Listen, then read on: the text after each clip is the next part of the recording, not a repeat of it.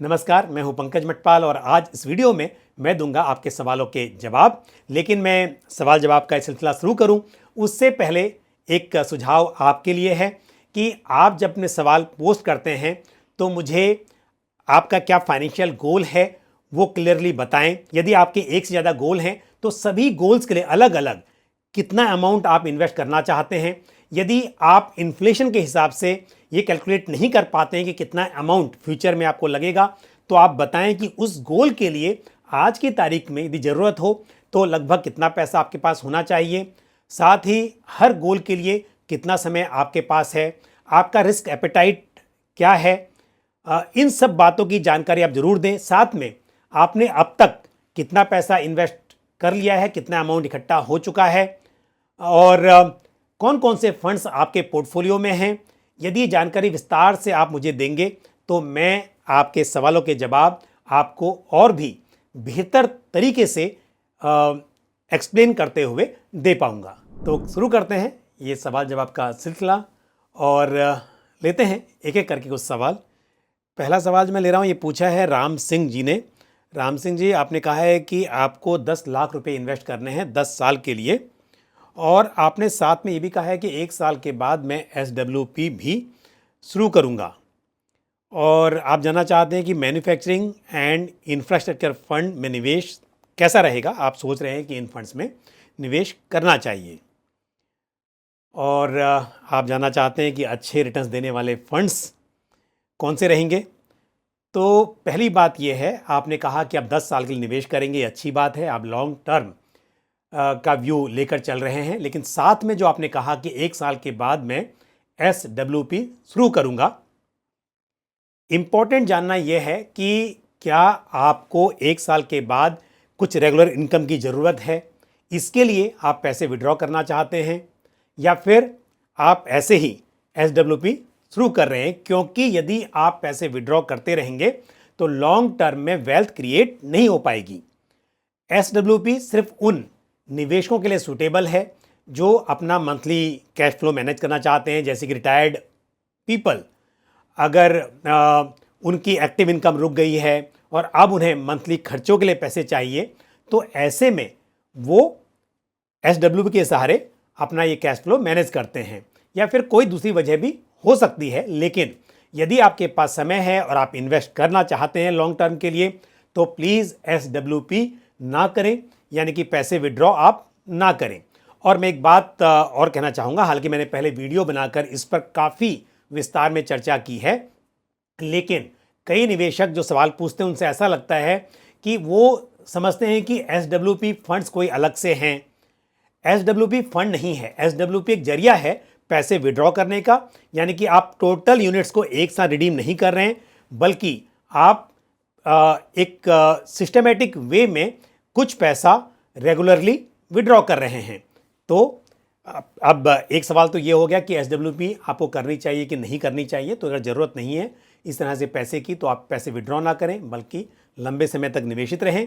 दूसरी बात यह है कि यदि आपको 1 साल के बाद SWP के जरिए पैसे विड्रॉ करने हैं तो अभी जो आप इन्वेस्ट कर रहे हैं वहाँ पर रिटर्न से ज़्यादा सेफ्टी पर आपको ध्यान देना चाहिए। और 1 साल के बाद ही पैसा विड्रॉ करना है तो फिर कम जोखिम वाले फंड्स में आपको इन्वेस्ट करना चाहिए, जैसे कि इक्विटी सेविंग्स फंड से आप SWP शुरू कर सकते हैं 1 साल के बाद, या फिर कुछ बैलेंस एडवांटेज फंड्स में आप इन्वेस्ट कर सकते हैं। लेकिन ऐसे में क्योंकि आप इमीडिएटली विड्रॉ करना चाहते हैं तो जिन बैलेंस एडवांटेज फंड्स में इक्विटी एलोकेशन कम है ऐसे फंड्स में आप निवेश करें। अगला सवाल जो आपने पूछा है कि मैन्युफैक्चरिंग और इंफ्रास्ट्रक्चर फंड कैसे रहेंगे, तो इस टाइम पर ये फंड्स या ये थीम्स अच्छी दिखाई दे रही हैं, लेकिन अल्टीमेटली थीमेटिक फंड्स हैं और थीमेटिक फंड्स में नैरो मैंडेट होते हैं, यानी कि जो निवेश करना है वो सिलेक्टेड सेक्टर्स में किया जा सकता है, फोकस्ड अप्रोच होती है और लॉन्ग टर्म के लिए डाइवर्सिफाइड फंड्स बेहतर माने जा सकते हैं। आप एक काम ये कर सकते हैं कि यदि 10 साल का नज़रिया है और आपको जो टोटल पैसा इन्वेस्ट करना है उसका 70% 80% आप डाइवर्सिफाइड फंड्स जैसे कि large and mid cap fund, multi cap fund, flexi cap funds, इस तरह के फंड्स में निवेश कीजिए और 20-30% जो टोटल पोर्टफोलियो है उसका 20-30% आप इस तरह की थीम्स में इन्वेस्ट कर सकते हैं। और अंत में एक बात और ऐड करना चाहूँगा कि थीमेटिक फंड्स में एंट्री और एग्जिट सही समय पर होना बहुत ज़रूरी है और जब थीम प्ले आउट हो जाए तो यहाँ से एग्जिट करना भी ज़रूरी हो जाता है। अगला सवाल जो मैं ले रहा हूँ ये पूछा है सत्येंद्र नाथ चौधरी ने। सत्येंद्र जी, आपने कहा है कि I am your fan and follower, so thank you very much. और आप जानना चाहते हैं कि लॉन्ग टर्म में किन फंड्स में निवेश किया जाए वेल्थ क्रिएशन के उद्देश्य से। तो लॉन्ग टर्म के लिए डाइवर्सिफाइड फंड्स अच्छे रहेंगे। आप ICICI prudential flexi cap fund में इन्वेस्ट कर सकते हैं और साथ ही एक multi cap fund Nippon India multi cap fund या कोटक मल्टी कैप फंड आप चुन सकते हैं। साथ ही आपने एक सवाल और भेजा है कि मैं एक मुश्त 5 लाख रुपए निवेश करना चाहता हूं, किस फंड में करूं। तो ये डिपेंड करता है कि आपका रिस्क एपेटाइट कैसा है और कितने समय के लिए आप निवेशित रहना चाहते हैं। लेकिन मेरी राय ये होगी, इस वक्त मार्केट काफ़ी ऊपर जा चुका है और इस वक्त यदि आप एक हाइब्रिड फंड में, और हाइब्रिड में भी यदि डायनेमिक एसेट एलोकेशन फंड इस कैटेगरी में इन्वेस्ट करेंगे तो ये बेहतर होगा। फिर आने वाले समय में जब मार्केट की वैल्यूएशंस थोड़ी सी रीजनेबल होंगी तब आप मल्टी कैप फंड में या large and mid cap fund में इन्वेस्ट कर सकते हैं। तो इस वक्त पर यदि आप एक लमसम अमाउंट इन्वेस्ट करना चाहते हैं तो ICICI prudential balance advantage fund या महिंद्रा मेनुलाइफ बैलेंस एडवांटेज फंड मेरे हिसाब से आपके लिए उचित रहेंगे। बढ़ते हैं आगे और लेते हैं अगला सवाल जो पूछा है कमल रंजन चक्रवर्ती ने। कमल जी, आपने कहा है कि जेएम हाइब्रिड एग्रेसिव फंड क्या सूटेबल रहेगा रिटायर्ड पर्सन के लिए, और आपने बताया कि आप 60 इयर्स के हैं और रिटायर्ड हैं और 10 लाख रुपए आपको इन्वेस्ट करने हैं 5 साल के लिए।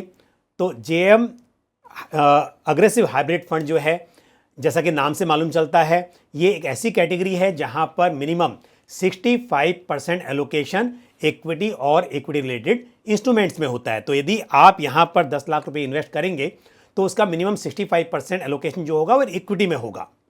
और आप जानते हैं कि एक तो इक्विटी मार्केट इस वक्त काफ़ी ऊंचाई पर है, दूसरी बात यह है कि इक्विटी में वॉलेटिलिटी रहती है, ये नेचर है, उतार चढ़ाव इक्विटी का स्वभाव है। और यदि स्पेशली बात करें जेएम हाइब्रिड अग्रेसिव फंड की तो इस फंड में इक्विटी एलोकेशन 75% से भी अधिक है इस वक्त पर। तो इन जनरल 65% तो मिनिमम यहाँ पर एलोकेशन रखना ही होता है एज पर मैंडेट, और इस फंड की बात करें तो यहाँ पर 75% से भी ज़्यादा एलोकेशन है। तो फिर एक रिटायर्ड व्यक्ति के लिए जिनके लिए पैसे की सुरक्षा पर ध्यान देना बेहद इंपॉर्टेंट है, ये फंड सुटेबल नहीं रहेगा। इसके बजाय आप एक बैलेंस एडवांटेज फंड में निवेश कर सकते हैं। और बैलेंस एडवांटेज फंड ये कैटेगरी है, लेकिन सभी फंड्स एक जैसे नहीं होते हैं।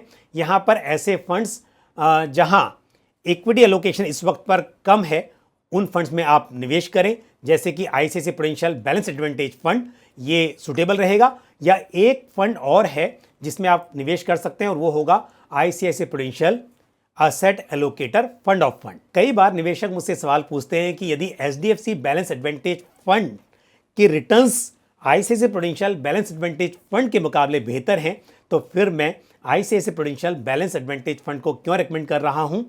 तो ICICI prudential balance advantage fund और एचडीएफसी बैलेंस एडवांटेज फंड दोनों ही बेहतरीन फंड्स हैं, लेकिन दोनों का इन्वेस्टमेंट स्टाइल काफ़ी हद तक अलग है।